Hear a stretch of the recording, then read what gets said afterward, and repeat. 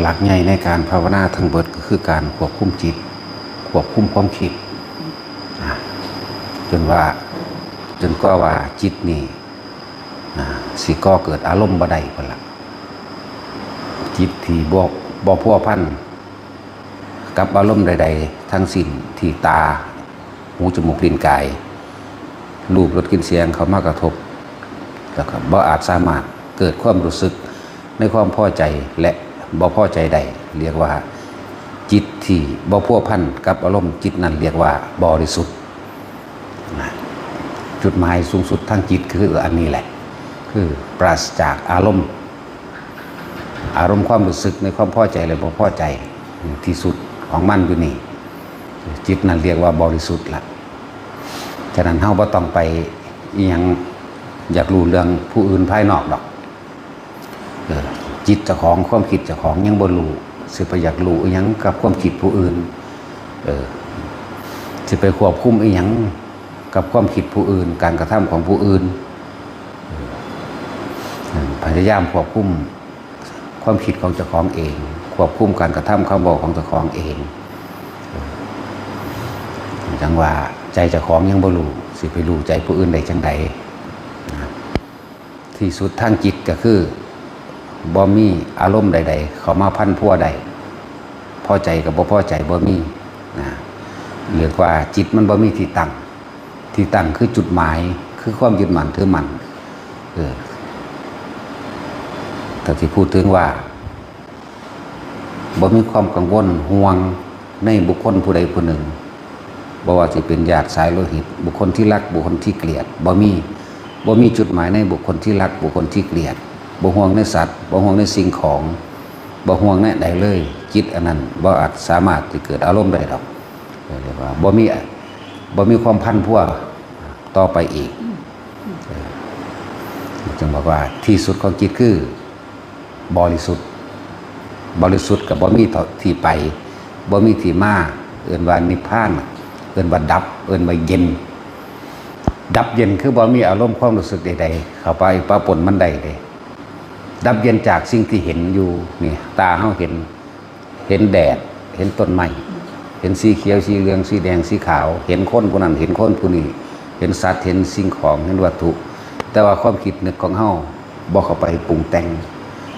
เมื่อบ่เข้าไปคิดนึกปรุงแต่งในความอยากให้เป็นให้ได้ดังใจอารมณ์เกิดบ่ได้เมื่ออารมณ์เกิดบ่ได้ก็เอิ้นว่าดับเย็นดับความคิดปรุงแต่งนี่เด้จากสิ่งที่มีอยู่ที่เห็นอยู่นี่เด้จิตกับผู้รู้ครับจิตกันเดียวกันน่ะแต่ว่าในผู้รู้อันนั้นน่ะ เฮาสิอยากให้มันเป็นไปได้ดังใจเฮาบ่เมื่อก็เกิดอารมณ์บ่ได้จิตก็อยู่ส่วนจิตเลยว่างปราศจากความยึดถือเบิดภพเบิดชาติเลยล่ะที่สิเกิดภพเกิดชาติใดต่อไปเพราะว่าเฮาอยากให้มันเป็นดังที่ความจำได้ดังที่สัญญาดังที่อารมณ์เฮาอยากให้มันเป็นแต่มันยังมีอารมณ์อยู่มันก็เกิดนั่นแหละว่าวิธีฝึกหัดปฏิบัตินี่มันก็เป็นของง่ายแล้วบ่ต้องไปคำนึงคำนวณว่านี่คือชาตินั้นชาตินี้ดอกให้ทุกคนมุ่งมั่นอยู่ในลมหายใจนั่นแหละมุ่งมั่นอยู่ในหันเกิดยังขึ้นกับช่างกลับมาลู่ลมหายใจเข้าลมหายใจออกเล่นอยู่เฉพาะกับลมนั่นแหละเวลามันสิเป็นเองดอกเป็นเอาเองดอกเฮาบ่ได้บังคับให้มันเป็นแต่สิ่งที่เฮาบังคับได้ก็คือสติก็คือมาหาลมหายใจนี่เองนึกถึงลมเข้าลมออกเกิดยังขึ้นกลับมาลมเกิดยังขึ้นกลับมาลมอันนี้บังคับได้บังคับจนอยู่บังคับจนชินแล้วก็เกิดกำลังของมันเองดอกไม่ต้องไปหลงไหลในคำศัพท์มันดอก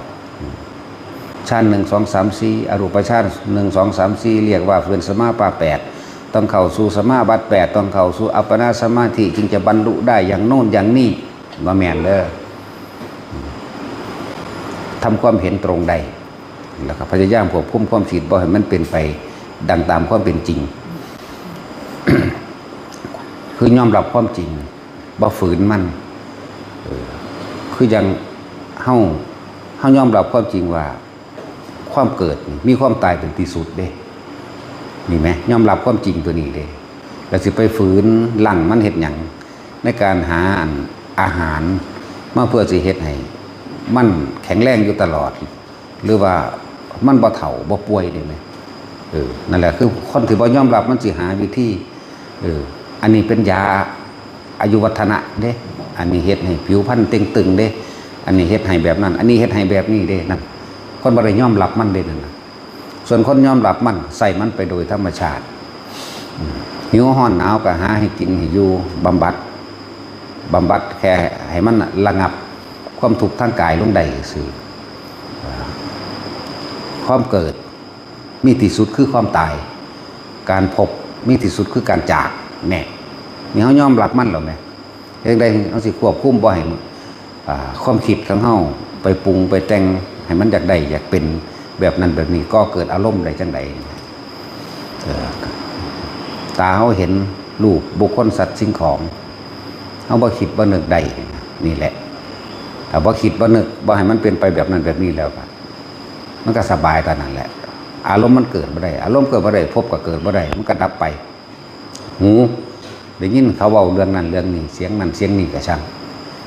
เสียงอันเกิดจากหาแรงกำเนิดบ่ได้เสียงสัตว์แปลกๆเสียงอาเสียงฟ้าห้องเสียงทุกอย่างนั่นแหละถ้าเราบ่คิดบ่นึกความรู้สึกเกิดขึ้นบ่ได้เลยความรู้สึกในความพอใจหรือพอใจกล้าและกลัวก็เกิดขึ้นบ่ได้นั่นแหละมันก็นิ่งๆของมันว่างๆของมันนั่นตาหูจมูกลิ้นรสชาติคือกันรู้เผ็ดเข้มหวาน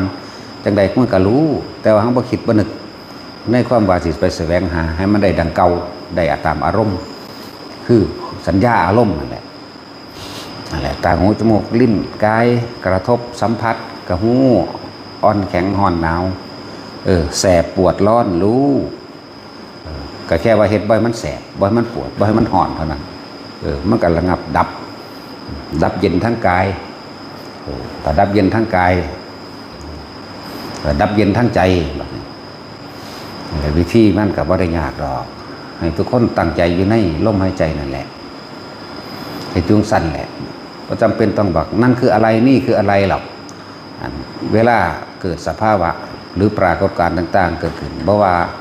ภายนอกหรือภายในอันเป็นของแปลกๆที่เราบ่เคยเห็นที่จริงล้วนแล้วตั้งแต่เป็นของหลอกเฮ็ดให้เราออกจากความตั้งมั่นในลมหายใจเอิ้นว่าตั้งมั่นจิตที่มันเป็นสมาธิอยู่แล้วจริงๆมันตั้งมั่นของมันอยู่แล้วตั้งมั่นกับลมนั่นแหละจะไปคิดว่ามันตั้งมั่นกับอย่างอื่นมันตั้งอยู่กับลมเข้าลมออกลมเข้าลมออกบางที่ก็เกิดความรู้สึกอาการปิติต่างๆนานาสารพัดเกิดขึ้นก็บ่ต้องไปสนใจว่าเกิดขึ้นจากหยังร้ายหรือดีหยังดอกรู้อยู่กับมันขนลุกวืดก็รู้ขนลุกแนบไปกับลมอย่างเดียวแนบกับลมขนหัวลุกวืดก็รู้มันโยกซ้ายโยกขวาโยกหน้าโยกหลังก็รู้บ่ต้องไปคิดหยังถ้าคิดนี่มีโลดความกล้ากับความกลัวมีโลดล่ะพอใจกับบ่พอใจนั่นแหละถ้าคิดนี่รู้อยู่รู้สึกแต่เพียงกายแต่ว่าใจของเฮาบ่คิดบ่นึกนี่นะรู้สึกเพียงกายแต่จิตไม่คิดไม่นึกน่ะนะความรู้สึกอันลึกเข้าไปก็นั่นในอารมณ์แห่งความพอใจและไม่พอใจเกิดบ่ได้นี่แหละทั้งว่าให้ทุกคนมั่นคงอยู่ในลมหายใจโลดเล่นอยู่กับลมแสงบูบๆวาบๆเกิดขึ้นบางที่มีแสงออกจากโตแสงออกจากโตแผ่ออกกระสร้างมันรู้อยู่ซื่อๆบ่ต้องไปตียกตัวเองให้มีความหมายสำคัญให้เจ้าของเป็นคนสำคัญว่ามีย่านมีแย่งอย่างมันแค่นั่นแหละยังก็ดีนั่นแหละตั้งว่ากระทบสัมผัสก็รู้สึกเพียงกายแต่จิตไม่คิดไม่นึกนะถ้าจิตบ่คิดบ่นึกแล้วความรู้สึกอันเป็นพ่อใจและบ่พ่อใจเกิดบ่ได้พบดับจับลักอยู่มองนี้จับลักอยู่ลมหายใจเข้ามาจับลักอยู่มองนี้และหลายๆอย่างที่อาจจะเกี่ยวกับการดำเนินชีวิตของแต่ละคนบางคนคิดเอาแต่ผลมันโพดคิดเอาผลสูงสุดนะมันเลยเกิดกลายเป็นเหตุนี้ใจลำบากว่ากูจะเฮ็ดได้บ่นอกูจะถึงบ่นอศีลกูบ่ดีมั่งยังกูบ่มีหนังบ่มีเวลาในการที่เข้ามาปฏิบัติมาฟังมั่งนี่เป็นการคิดผิดมันหลอกให้เฮาฟุ้งซ่าน หลอกให้เฮาสงสัยหลอกให้เฮาลังเลหลอกให้เฮาท้อถอยในการฝึกหัดปฏิบัติที่จริงปฏิบัติที่ไหนดีที่สุดก็ที่กายเฮาเองนี่แหละคือลมหายใจเองกายกับใจเฮานั่นแหละ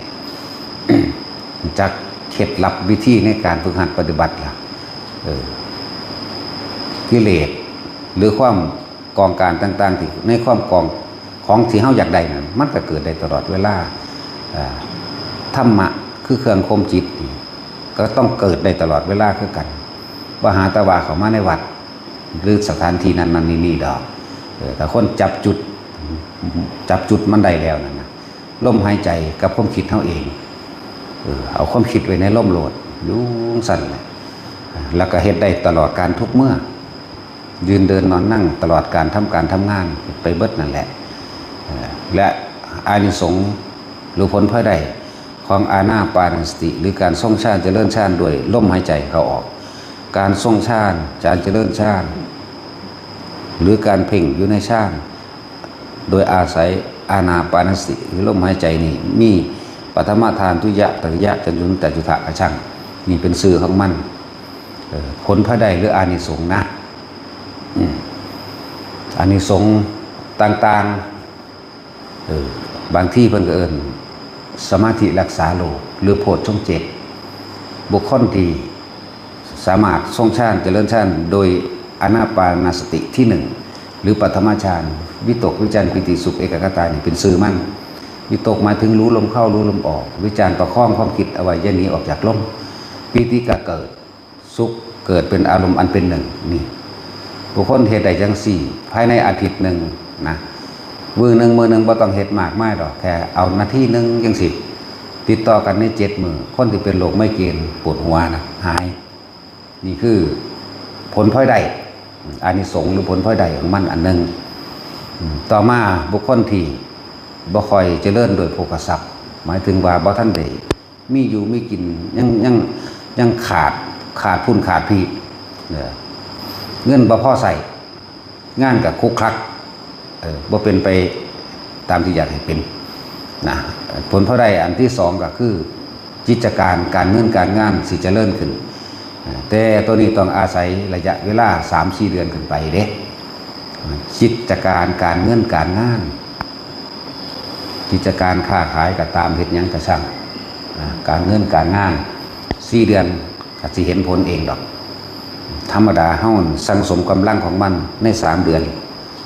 แรกเฮ็ดทุกมื้อละเล็กละหน่อยพุทธเจ้าเพิ่นเว้าแค่ว่ารัดขอมื้อเดียวซ้ำมันน้อยโพดทุกคนอย่างต่ำๆก็เอาแค่ชั่วโมงละ2 วินาทีซะเฮาบ่หลายดอกชั่วโมงละ2 วิมันก็ซ้ำกันแหละครับรัดข้อมือเดียวแล้วรู้ลมเข้ารู้ลมออกอาการปิติเกิดในระหว่างทำอาการปิติเกิดที่เฮาใส่ระบบเทคนิคมาให้มันเกิดระหว่างทำการหน้าผากเฮาเองแค่นั้นแหละแล้วไปเฮ็ดต่อไปทำงานต่อไปนั่นแหละคนเฮ็ดไปจังซี่ 3-4 เดือนกิจการบ่ว่าสิเฮ็ดหยังก็แล้วแต่สิค่อยๆเจริญขึ้นไปเองการเงินก็สิค่อยมีมาเองแล้วโรคภัยไข้เจ็บอันเครื่องลึกลับซับซ้อนเข้าไปอีกก็คือบางคนอาจจะป่วยตอน50 ปี60 ปีก็ช่างว่าการบ่มีโรคสิ่งเหล่านี้สิถูกถอนออกเพราะว่าคำว่าบุญเนี่ยก็คือความสงบความดับเย็นความดับเร่าร้อนกับว่อนกับว่ายในใจของเจ้าของเองบุญมันเกิดบุญมันเกิดเมื่อบุญเกิดแล้วเจ้ากรรมนายเวรที่เขามาเพื่อสิสนองกรรมซึ่งกันและกันเขามาเห็นตอนที่เฮาทรงฌานอยู่เขาก็ได้รับส่วนบุญแล้วก็เขาไปถ้าเขาไปแล้วก็เกิดการอโหสิกรรมเปรียบเสมือนคือว่าเฮาใส่หนี้นั่นแหละใส่หนี้ในคนแสนล้านคนค่อยๆทยอยออกแน่มันก็คนที่เขามาขวางการเงินเข่างานดีมันก็ค่อยๆลดหย่อนผ่อนออกแล้วก็เริ่มแล้วคนที่ได้รับผลบุญอันนี้มากที่สุดคือมารดาบิดาแม่นผู้สิตายล่วงลับไปแล้วในหลายศาสตร์กระช่าง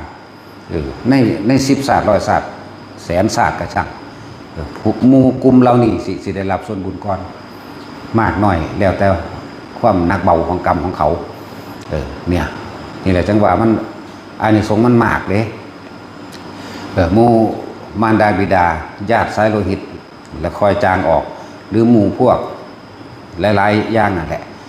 ได้รับส่วนบุญเขาก็คอยมีกำลังของเขาคือกันคือเขาคอยมีกำลังบุญของเขากำลังฤทธิ์กำลังหยังของเขา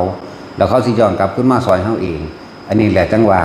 เฮ็ดไปเถิดนั่นแหละว่า3 เดือนหา4 เดือนนี่เกิดความเปลี่ยนแปลงแน่นอน1ญาติของเฮาเองโดยมารดาบิดาปู่ย่าตายายทุกอย่างนั่นแหละได้รับส่วนบุญแล้วเกิดมีกำลังกลับขึ้นย้อนมาซอยเฮาเองในกิจการการเงินการงานต่างๆนั่นแหละอันที่2คือพวกเจ้ากรรมนายเวรได้รับส่วนบุญก็อโหสิกรรมบ่มาขวางบ่มาพานเฮาอีกต่อมาพวกทั่วไปบัดนี้ทั่วไปเบิดสิว่าญาติหรือบ่ญาติก็ช่างแต่ว่าคนในโลกนี่สัตว์ในโลกนี่ที่ว่าบ่เคยเป็นญาติกันบ่มีเลยแม้นฝรั่งอังกฤษอยู่เดี๋ยวนี้แม่นหมาหรือหมูป่าอยู่เดี๋ยวนี้เฮาบ่เคยเห็นมันก็สร้าง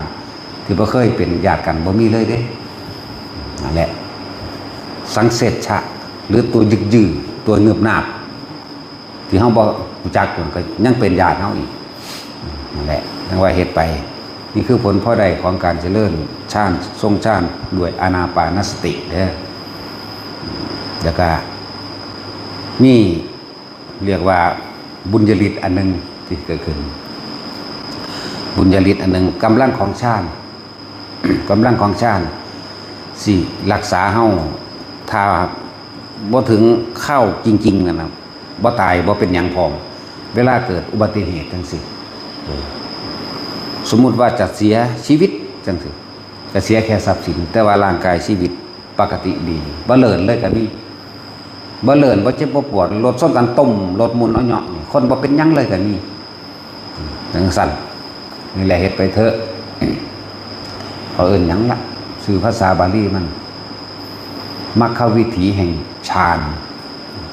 มรรคฌานฌานทำงานเรียกว่ากำลังของฌานหรือสมาบัติตัวนั้นออกทำงานพอเกิดจากการสังสมที่เฮาสังสมมามรรคก็คือหนทางคือทางที่เฮาสังสมไปแล้ววิถีแห่งการทำงานของสมาบัตินั่นเองนั่นแหละเป็นว่ามรรคฌานหรือวิถีแห่งฌานนั่นเองคือรักษาเฮาเองหรอกอันนี้มีผลพลอยได้มันมีมากเลยนั่นแหละหลายๆอย่างที่เฮาอาจจะบ่เข้าใจกับมันเพราะเฮาคิดจะเอาเวลาเฮาปฏิบัติหยังเขาเฮาอยากได้เดี๋ยวนี้เขาโลดเอาความโลภเข้าไปตัดไปขวางไปลังไปลากบ่ให้เกิดความสงบนะบ่ให้มันเลยเกิดกลายเป็นใจห่อนร้อนกังวลสงสัยเพ่งเร่งงุดงิดอึดอัดแล้วบอกว่าแต่ละคนฝึกเวลาเทคนิคของความสิทำให้เกิดความสงบคือบ่ต้องอยากสงบเทคนิคและความอยากบรรลุก็บ่ต้องอยากบรรลุแค่มีสติรู้อยู่กับลมไปเถอะมันสิเป็นของมันเอาเองดอกอยากสงบบ่สงบอยากรู้นั่นเห็นนี่บ่เห็นบ่เป็นจังซั่นอยู่ซื่อๆเฮ็ดว่างๆเฮ็ดไปเถอะหลายๆอย่างที่ว่ามันสิเกิดกลายเป็นบุญญาฤทธิ์ขึ้นมาปกปักรักษาเฮาเองดอกฤทธิ์แห่งความสงบเย็นที่เราสังสมวิถีแห่งญาณวิถีแห่งฌานเอิ้นว่ามรรควิถีฤทธิฌานมรรควิถีฤทธิฌานฤทธิ์ของฌานฤทธิ์แปลว่าสำเร็จนั่นแหละเฮ็ดคำว่าสำเร็จนี่คือเฮ็ดให้เฮาบ่เจ็บบ่ปวดนะหลายๆอย่างนี่หั่นมันเป็นแต่เฮ็ดเอาเด้แล้วก็ของนี่ทำได้ง่ายเจ้ายางอยู่ตามถนนหนทางว่าซั่นแค่เหลือบตาคนฝึกแล้วมันคงจักดอกเหลือบตาดูไปจมูกมั่งหรือบ่เหลือบก็ช่างแค่เดินไปตามถนนหนทางบ่คิดหยังเบิ่งทางไปนั่นแหละสติอยู่กับปัจจุบันในขณะที่ทำอะไรอยู่ก็ช่างมันบ่คิดบ่นึกอาการปิติก็เกิดขึ้นเองไงมันก็เป็นฌาน2ไปเลยเด็กอาการปิติเกิดแล้วจะนักสั้นแหละแล้วเฮ็ดไปเถอะหลายอย่างที่มันมีผลพอใดและก็การเจริญอานาปานสติอันนี้นะตามที่พุทธเจ้าเพิ่นเว้าไว้นะเพิ่นบอกตะย่นย่อหัวใจไว้อานิสงส์ตั้ง7อย่างอีกคนที่ทำให้บ่อยทำมากถ้ามีชิ้นที่ในลมหายใจของเขาเองได้อรหันตผลในขณะมีชีวิตอยู่เรียกว่าทิฏฐธรรมเวทนิยธรรม ถ้าบ่ได้ในขณะที่มีชีวิตอยู่ได้พอดีกันกับสิ้นใจตายใจสิขาดจวนเจียนใจจะขาดเพราะถ้าใจขาดปุ๊บได้พร้อมกันหมายถึงอรหันต์คนเด้นี่ถ้าเขาไม่ถึงอรหันตผลในขณะที่สิ้นชีพตัวนั้นเพิ่งได้อนาคามีคุณอนาคามีห่างก็เป็น6ก็เป็น7แล้วและที่ต่ำกว่านั้นที่เพิ่นบ่รองรับลงมาเพิ่นก็มีอยู่บุคคลผู้ทรงฌานเจริญฌานแม้เขาจะเสียชีวิตด้วยความหลงลืมสติเข้าใจบ่อาจจะโอ้ยทำความเจ็บปวดนะเวลาเจ็บปวดห้องไปน้ำความเจ็บปวดทั้งที่แต่ของก็เคยเห็นมาอยู่เรื่อยจังซี่นะขนาดนั้นเขาก็ยังเป็นผู้ได้เข้าสู่พรหมโลกเลยเป็นอย่างคือว่าได้เข้าสู่เกิดจากการอุทิศส่วนผลบุญผลท่านผลกุศลของเขาเองนั่นแหละในขณะใจสิขาดคนที่โอ้ยคนที่หลงลืมสติตัวนั้นสิมีเทพเทวดาเขามากระซิบบอกเพราะใจขาดพร้อมกับนึกถึงองค์ชาติเด้อปุ๊บออกไปเลยกับเข้าสู่พรหมเลยนั่นแหละมันมีตัวรองรับหลายอันหลายอย่างที่เป็นได้เหตุเด้การเจริญปัญญามันก็มีก็ฟังไปเรื่อยๆทั้งหูจักหรอกสมถะวิปัสสนามันตีคู่อยู่แล้วที่พวกเขาคือทรงฌานมันตีคู่กันอยู่แล้วมันมีในนี่แหละมีในกันนั่นแหละพวกว่าบ่สามารถสำเร็จหรือบรรลุได้พวกมันมีแต่คนได้เบาคนเพราะว่าจะไปฝึกแล้วมันบ่สำเร็จได้สั่นคนได้เบา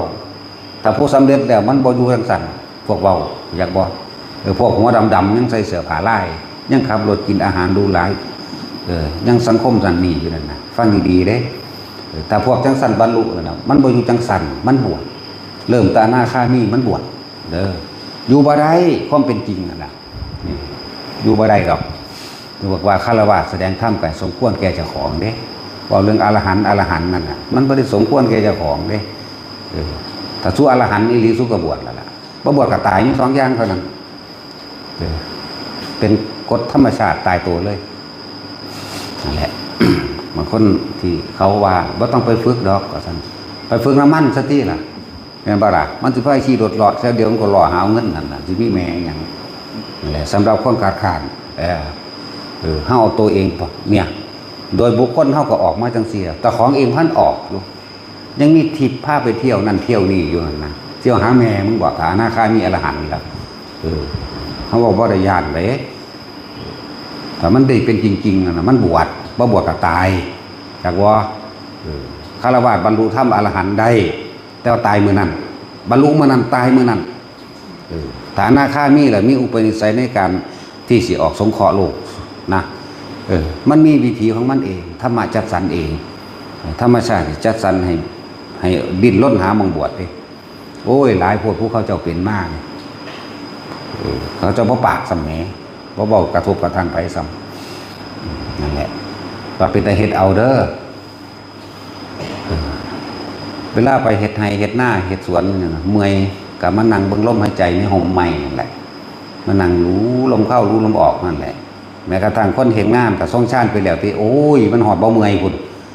มันสิเพลินไปเลยจักว่าเพลินในบุญในกุศลเลยใจมันบ่ทำจักว่าใจมันมีเครื่องอยู่แล้วใจอยู่ในลมแต่กายทำงานใจอยู่ในห่มเรียกว่าวิหารธรรมอันนี้อยู่มันบ่ได้คิดนึกคือคนโลกเด้สังเกตเบิ่งเจ้าของเองโลดเด้อไผก็ดีตอนเฮาปลูกผักนั่นฟ้าวปลูกอันนี้แล้วสิเฮ็ดอันนี้สิเฮ็ดอันนี้เฮ็ดอันนี้ใจมันคิดไปปรุงแต่งไปเบิดล่ะสิเฮ็ดอันนี้แล้วอันนี้แล้วไปส่งผู้นั้นไปหาผู้นี้ปึ๊บไปล่ะแต่คนทรงฌานทำงานใจมันสิหยุดนิ่งอยู่ในอารมณ์อันเป็นหนึ่งกายมันก็ทำของมันไปบ่ฟ้าวเฮ็ดไปเรื่อยๆบ่เมื่อยพร้อมนั่นแหละอานิสงส์แห่งการทรงฌานมีเยอะมากมายก็อยู่ในหลักอานาปานสติคือเก่านั่นแหละสติปัฏฐาน4คือเก่าโพชฌงค์7คือเก่านั่นแหละผู้ใดอยากได้ก็เฮ็ดเอาบ่แม่นคิดเอาเฮ็ดไปเรื่อยๆตัวเองนั่นแหละสิได้รู้ในตัวเองเป็นนางสั่นเป็นตาเฮ็ดบ่ล่ะง่ายๆนึงเด้ยืนเดินนอนนั่งทำการทำงานอยู่บ้านอยู่เฮือนพุ่นนั่งท่าใดก็ได้ย่างไปแบบใดก็ได้เอาสำคัญที่รู้เท่าทันความคิดเจ้าของคือเด้เอาความคิดมาไว้ในกาย รู้เท่าทันจิตความคิดไว้ในกายไว้ในลมหายใจไว้ในอาการปิตินึมนับอยู่ในกายเจ้าของนี่เฝ้าสังเกตจิตในจิตโล่งโปร่งเบาอยู่ในนี่แหละมันนั่งสิเห็นดอกคำว่าธรรมนั่นแหละแหละจังว่ามันเป็นของเหตุง่ายๆแล้วก็คนที่บ่ได้รับความเจริญทางโภคทรัพย์ค่อยๆเฮ็ดไปเถอะเดี๋ยวหนี้สินมันสิค่อยวิตไปเองหรอกแต่ว่าอย่าเอาใจห่อนๆเขาไปเร่งรัดมันเด้เร่งรัดนั่นหมายถึงขาดกำลังทันทีเลยขาดกำลังในการสังสมในการเรียกว่ายังละจะเฮ็ดหยุดย่อนนั่นนะเฮ็ดเป็นปกติไปซะเสมอและเทคนิคในการเฮ็ดให้เกิดความมั่นคงมากยิ่งขึ้นคือก่อนที่สิหลับเด้อทุกคนเฮ็ดบาดสิหลับนี่ก่อนที่สิหลับจนละเฮาหลับปึ๊บจนถึงที่สุดก่อนที่จะลุกให้มันปฏิปต่อและต่อเนื่องกันเด้อนั่นแหละการหยุดคิดโดยธรรมชาติอย่างหนึ่งคือการนอนหลับไปเองแต่ว่าอันนี้เฮาสิเอาบวกเข้าไปโดยการตั้งจิตเข้าสู่ในการทรงฌานหลับในฌานมันสิต่อเนื่องเข้าไป 3-4-5 ชั่วโมงนี่หยุดคิดในขณะนั้นมีกำลังมากตื่นขึ้นปั๊บรีบดึงเข้ามาลมหายใจก่อนเพื่อจะให้เกิดความเคยชินให้เกิดการต่อเนื่องให้มันเป็นการต่อเนื่องฝึกเอาทุกคนฝึกได้เบิดนั่นแหละคนทุกคนในโลกนี่บ่ได้เลือกชนชาติศาสนาโดยซ้ำได้เบิดสมาธิได้เบิดฝึกหัดปฏิบัติตามธรรมนี่เข้าถึงนิพพานได้เบิดบ่ได้เกี่ยวกันกับศาสนาเลยนะพอ